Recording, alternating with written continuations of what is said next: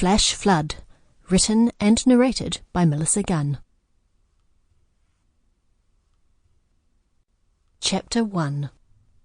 Tammy hated getting wet. So it was deeply annoying that she lived in England. That meant nothing but wet, wet, wet, all winter and most of the summer. So unfair. If only we were better off, we could move somewhere warm and dry, if travel abroad was still a thing. Climate change sucks Thor's hairy armpits, especially since there's more rain because of it.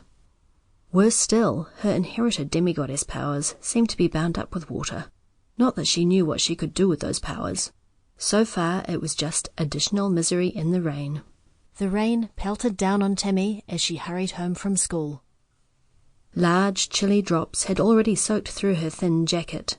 Inadequate for winter, not school regulation either, but the best she had this year, and splashed off her hood as she tilted her head forward in a pointless attempt to avoid getting even soggier.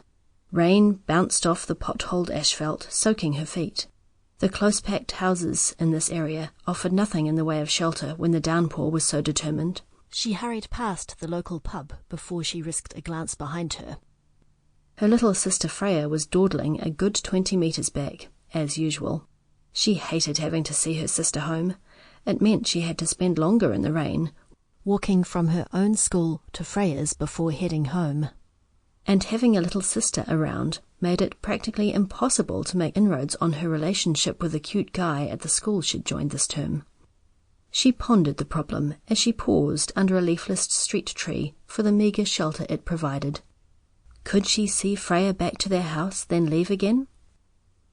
Probably not. Freya was sure to tell their mum.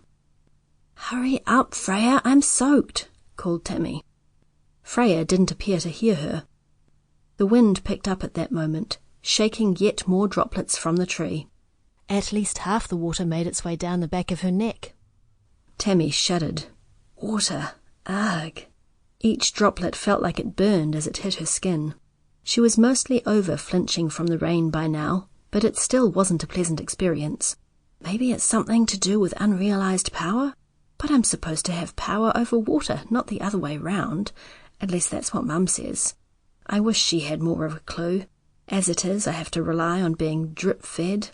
Ugh, water again. Tips from Dad. And he's a totally different type of power to me. Wine gods and water goddesses are like polar opposites. That made it all the more puzzling that she'd ended up with a water association. Her mum was all about plants, although her declared heritage was from Freya, goddess of beauty, fertility and such. She claimed that plant... Sample complete. Ready to continue?